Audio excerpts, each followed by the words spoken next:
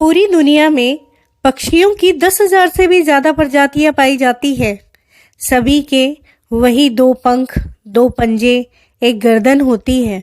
लेकिन इन्हीं में से एक ऐसा पक्षी है जिसकी एक अलग ही पहचान है, जो आसमान का सीना चीर हजारों मीटर ऊपर 120 किलोमीटर प्रति घंटे की रफ्तार से उड़ता है, जो खुद के कई गुना अधिक वजन के शिकार को भी अपने पंजों में दबोचकर उड़ जाता है और इसीलिए उसे पक्षियों का राजा कहा जाता है, जिसे हम बाज के नाम से जानते हैं।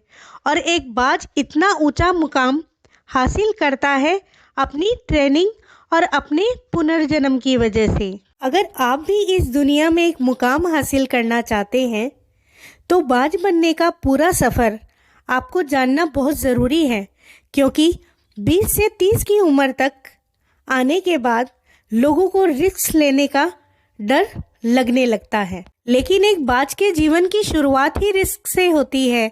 जिस उम्र में बाकी पक्षियों के बच्चे चींची करना सीखते हैं, उस उम्र में एक मादा बाज अपने बच्चों को पंजों में दबोचकर हजारों मीटर ऊपर आसमान में उड़ जाती है, उसे ये बताने के लिए कि तेरा जन्म आसमान का सीना चीरने के लिए हुआ है, तेरा जन्म पक्षियों का बादशाह बनने के लिए हुआ है। जमीन से हजारों मीटर ऊपर ले जाकर मादा बाज अपने पंजों से उसे छोड़ देती है और वहीं से शुरू होती है उसकी हाई रिस्क ट्रेनिंग।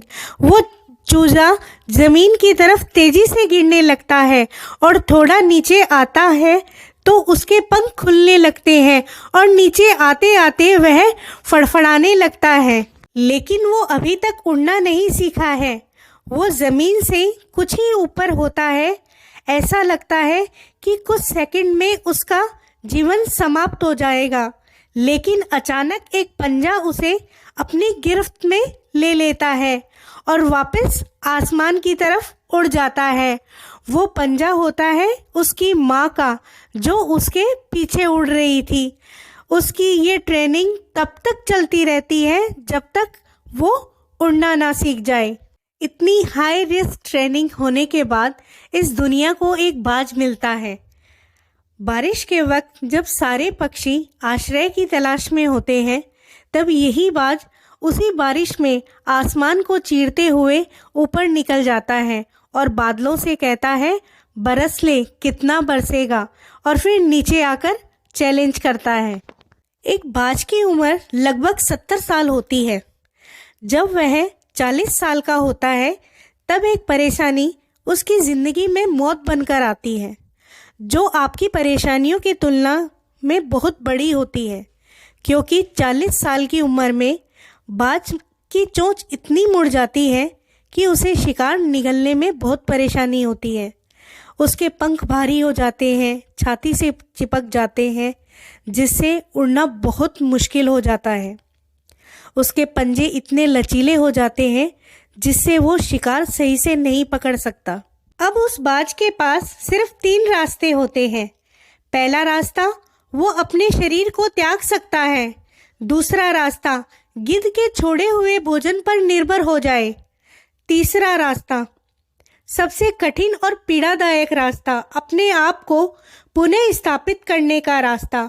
और वो सबसे कठिन रास्ता, तीसरा रास्ता ही अपने जीवन के लिए चुनता है और अपने पास सबसे ऊंची चोटी पर पहुंच जाता है।